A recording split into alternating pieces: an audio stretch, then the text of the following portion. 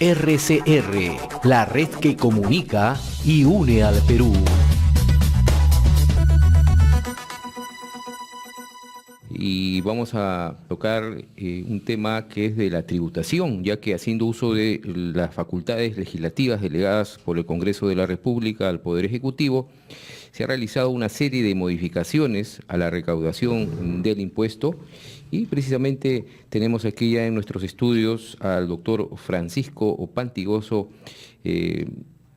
connotado profesional en tributación. Muy buenas tardes, doctor. ¿Qué tal, Lizardo? Un gusto nuevamente por aquí. Sí, para tocar este tema que interesa mucho al público y que es, hay veces es un poco engorroso por los términos técnicos, ¿no, doctor? Claro, trataremos de ser bastante didácticos, ¿no? Porque a veces el tema técnico aburre o no se entiende, ¿no? Así es. Precisamente de estas medidas, ¿cuáles son las de impacto a través de este decreto legislativo que se ha dado en lo que es la tributación? Antes de hablar de las medidas, yo creo que hay que hablar un poquito del contexto, ¿no? Estos decretos legislativos salen por facultades delegadas al Ejecutivo y naturalmente hay un plazo, entonces han corrido, ¿no? Por sacar cientos de decretos legislativos, entre ellos hay como 17 normas tributarias que modifican código, renta, IGB, ¿no? Indudablemente esto debió ser consultado, debió ser discutido con los contribuyentes, ¿no? Porque las normas cuando salen apresuradas o cuando salen con el sesgo de recaudación, naturalmente aparecen como abusivas, violando un artículo que es muy importante y que todos los radioescuchas deben tener en cuenta, que es el artículo 74 de la Constitución. Todo el mundo debería saber sus derechos y protege a los contribuyentes porque tiene los principios tributarios constitucionalizados, ¿no? Legalidad, uniformidad, respeto a los derechos fundamentales de la persona, no confiscatoriedad también, ¿no? Entonces, entrando a tu pregunta, hay varios temas, ¿no? Podemos recalcar en primer lugar, por ejemplo, que a través del decreto legislativo 1422, ya la norma antielusiva, ¿no? Ya renace, estaba suspendida. ¿Qué cosa es la norma antielusiva? Es la norma que va a ir en contra de las planificaciones tributarias. Es decir, esas estructuraciones jurídicas, ¿no? Para pagar menos impuestos. En algún momento en estos programas que ustedes tienen... un ejemplo, doctor, a ver, para que sea más específico, para que entiendan. Por ejemplo, dos personas aportan, uno aporta una casa, otro aporta dinero en el día 1. Y en el día 2 resuelven desaportar, devolver los aportes. Pero el que aportó la casa recibe dinero y el que aportó dinero recibe la casa. En realidad lo que se estaba buscando era una compraventa a través de la figura de los aportes. Entonces la elusión lo que hace es tener una norma de cobertura que esconde la coberturada.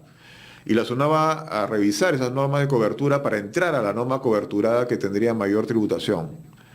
Pero eso siempre se ha discutido. O sea, si vemos la historia de las normas antielusivas, han sido criticadas porque viola el principio de la libre contratación, viola el principio de legalidad porque a través de interpretaciones se generan hechos imponibles y solamente por ley se puede hacer eso. O sea, hay un montón de temas de defensa, ¿no? Argumentos de defensa contra la norma antielusiva.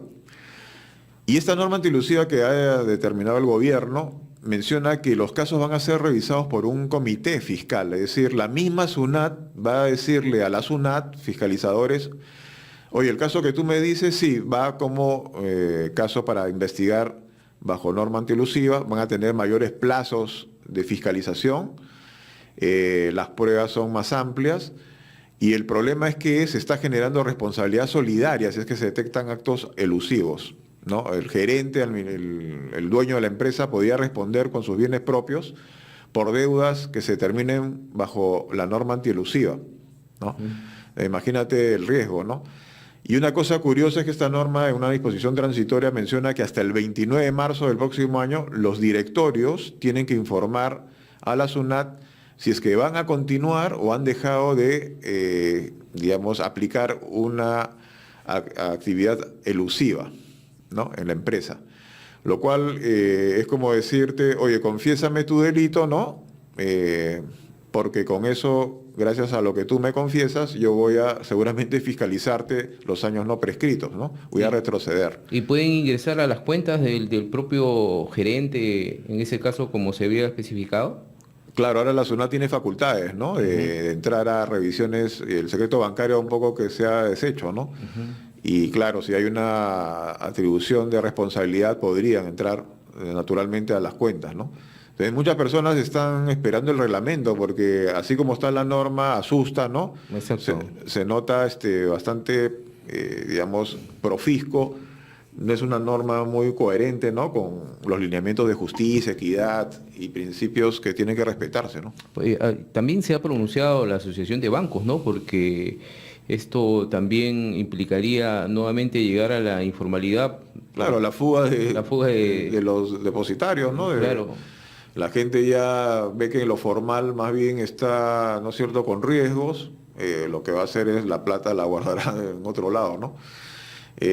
Son normas que, como te digo, o sea, son contraproducentes, te cambian las reglas de juego. O sea, un inversionista cuando viene, y no solamente extranjero, cualquier domiciliado, si las reglas de juego son tan cambiantes, ¿qué hace? No se arriesga, pues, y como tú bien dices, la informalidad es mejor, porque no estoy, ¿no es cierto?, fiscalizado, atropellado por normas que no tienen discusión.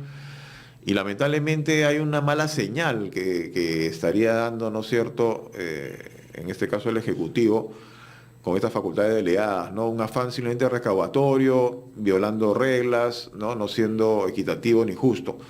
Entonces, yo llamo a la reflexión, ojalá que estas normas realmente puedan corregirse, el reglamento sea flexible, ¿no? Haya ciertas mejoras, ¿no? Porque así como están, suena como atropello, ¿no? Ujú. Y hay otra norma también dentro de estos paquetes, doctor, que ha causado controversias, y es en lo que se refiere al impuesto selectivo al consumo, sobre todo a los casinos, ¿no? Los casinos, claro. Ahí, Lizardo, lo que ha pasado es que los casinos ya tenían un impuesto especial, ¿no? El impuesto a las tragamonedas y juegos de casino, donde pagan simplemente un 12%, ¿no?, sobre la utilidad que da cada máquina o cada mesa de juego, menos lo que son los costos del mantenimiento de estos bienes, ¿no? Pero ahora se está volviendo a grabar con el selectivo, con una tasa fija por cada mesa y también por cada máquina tragamoneda. Es básicamente sobre la misma base imponible, lo cual determina que haya una doble imposición, ¿no? Dos tributos sobre un mismo hecho. Y eso es antitécnico, eso es ilegal, ¿no? Va contra las reglas tributarias de lo que es la equidad, la justicia y el respeto al principio de no confiscatoriedad. O sea, imagínate que hubieran 3 impuestos a la renta sobre tu salario. Eso al margen que sea en el caso de negocio del casino, ¿no? Que se podría presentar Claro, lo que pasa es que se ha tomado como justificación que hay externalidades negativas, ¿no? Exacto. Lo que ha pasado con el tabaco hace poco, con los tragos. Entonces, las externalidades es un problema más que tributario, es un problema social, es un problema de control hasta psicológico, ¿no? Patológico. Pero se está agarrando como justificativo de aplicar un selectivo al consumo, ¿no? Obviamente una norma recaudatoria, nuevamente, ¿no?, lo que hemos hablado al principio, una norma que simplemente busca un mayor ingreso, ¿no?, al erario, pero que se salta, pues, principios constitucionales. Y yo creo que el Ejecutivo lo sabe, porque esto no es nuevo, esto ya fue revisado, si recordarás, en el año 2002. Así es. Por el Tribunal Constitucional. Y ese impuesto que ya tienen de 20% lo bajó a 12%. Y le dijo, y la base no puede ser utilidades, porque hay un impuesto a la renta, así que grábamelo diferente. Le puso un estate quieto el Tribunal Constitucional. Y ahora persisten, ¿no es cierto? Esto es dialéctico, ¿no? Se vuelve al pasado, grabando nuevamente, lo cual yo creo, y no hay que ser muy pitonizo, ¿no?, va a haber una acción de inconstitucionalidad interpuesta por los casinos, ¿no? Deben estar recaudando sus firmas y van a presentarlo. Ahora, doctor, también se está hablando, hay un beneficio para muchas empresas porque sabemos cuando una empresa factura, hay veces sus clientes, hay demora en los pagos, a veces ya no es 30 días, hay otros que pagan a 60 terrible. días, Sí, pero ¿qué pasaba? La empresa tenía que, al girar la factura, cumplir con los impuestos que te demandaba la SUNAT, ¿no? El IGB sobre todo, ¿no? Claro. Y se venían problemas y había ya la desfinanciación. Entonces ahí se creó el impuesto justo. Ahora, parece que se está generando nuevamente los problemas porque va a haber modificación en esto del impuesto justo. En realidad, más que modificación, lo que se critica es que estas reglas del IGB justo, ¿no? El IGB justo. Tiene un tema que muchos están perdiendo el IGB justo. Porque, ¿qué pasa? Te dice, si no has pagado los 90 días, los 3 meses del diferimiento, lo vas a perder. Y lo pierdes 12 meses. Tienes que esperar un año para reactivarte el beneficio del IGB justo, ¿no? Salvo que te dice en 90 días previos al acogimiento hayas fraccionado o pagado, ¿no? Pero igual, en esta situación coyuntural económica complicada, indudablemente el IGB justo, con estos plazos tan largos, ¿no?, para perderlo y reactivarlo, genera problemas a los contribuyentes. Muchas veces, igual, 90 días, pero el cliente no te paga. O lo que es peor, el dinero que te han pagado lo tienes que utilizar para pagar planillas, Exacto, ya. para pagar otros acreedores, una emergencia en la empresa, y no quedó el IGB para pagar el IGB justo a los 90 días. Ujú. No se podría dar una norma en donde uno acredite, ¿no es cierto?, alguna situación de emergencia, obviamente motivada, ¿no?, justificada, porque así como está la norma es fría, ¿no? Pasa 90 días, no pagas, lo pierdes. Entonces, eso es lo que se está criticando, y se esperó que en este paquete de decretos legislativos se legislara, pero como claro, vemos que esto simplemente es recaudatorio, no hubo, ¿no?, esa legislación esperada, ¿no?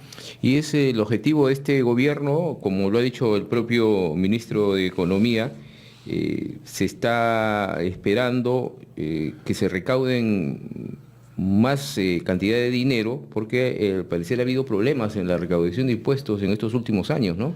Es que indudablemente, ¿no?, hay una contracción, no se ha llegado a lo que es la recaudación, ¿no? Esto se mide a través, ¿no?, de la presión fiscal, y no se está llegando, pues, a la presión que se quiere, ¿no? Entonces hay un déficit indudable, ¿no?, que lo que es minería, pesca, etcétera, no cubre. Y entonces es como en cualquier economía, ¿no?, tenemos que ajustar y tenemos que presionar para que los formales, lamentablemente, cubran estos vacíos. Ujú. El mismo tema de siempre, facilismo, porque es apretar más a los formales, ¿no? Pero no hay soluciones coyunturales, soluciones. Mira, Lizardo, o sea, si uno va a otros países, se paga con gusto. O sea, yo no estoy incentivando el no pago, pero tú vas a Europa, a Estados Unidos y otros países desarrollados, ¿no?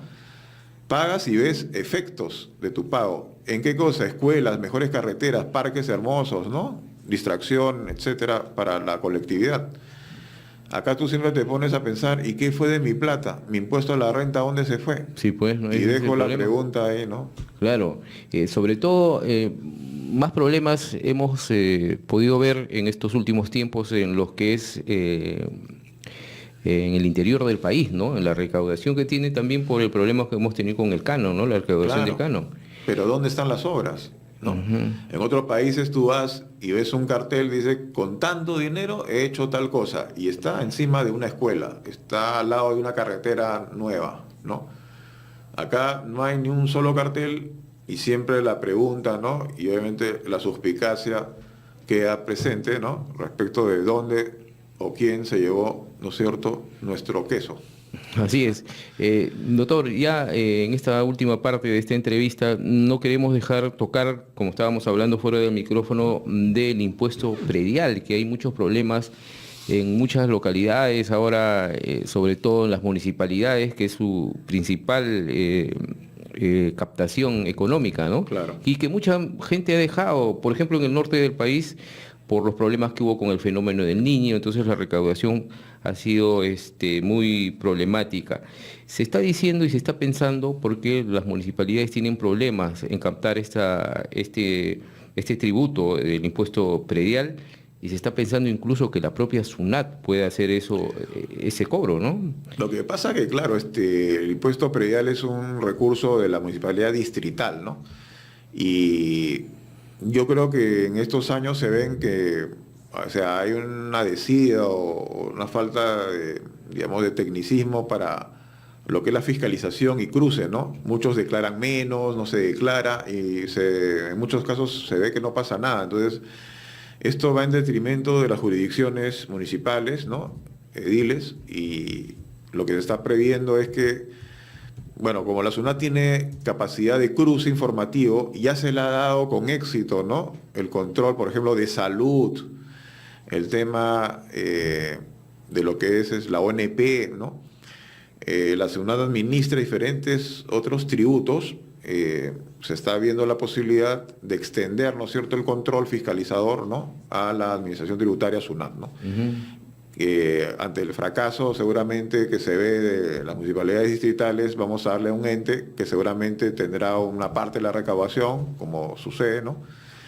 Y bueno, tendrá mayor éxito y mayor control, porque esto tiene que ver mucho con los cruces, que la SUNAT tiene acceso ya a diferentes cruces. El propio, los registros públicos, ¿no? Correcto, tiene también información de notarios. Exacto, porque hay muchos contribuyentes que, bueno, yo puedo tener un terreno, declaro que es como terreno, pero ya puedo haber construido 5 pisos, pero no lo tiene registrado la municipalidad. Exactamente, hay una falta de declaración, son los gaps de incumplimiento, ¿no? Hay gente que tiene y no declara, otros declaran de menos, otros no prácticamente declaran cosas que no son, ¿no? Hay diferentes situaciones. Entonces sería una buena medida que se encargue no solo... Yo creo que sí, ¿no? O sea, yo creo que... Más efectiva, ¿no? Claro, y esto va a ser algo que va a beneficiar a las comunidades, ¿no? A los distritos, ¿no? Siempre la pregunta es que ojalá pues eso se revierta, ¿no es cierto?, en un tema de lo que es beneficio, ¿no?, a lo que son los vecinos, ¿no?, que están esperando que sus tributos se trasladen pues a obras, a servicios, ¿no? Yo creo que es muy inteligente que un ente que tiene experiencia fiscalizadora y éxito, bueno, asuma, ¿no?, dentro obviamente de los respetos de los derechos de los contribuyentes, ¿no?, y los cánones que pone la Constitución, ¿no? Bien, doctor, muchas gracias por estos minutos. Acá usted siempre colabora con RCR, con su bien escuchada secuencia Hablemos de Tributación, y esta vez hemos estado unos minutos más aquí en Enlace Regional. Vamos a tenerlo seguramente más adelante. Muy amable. De nada, Izardo, un gusto. Hasta la próxima. RCR, la red que comunica y une al Perú.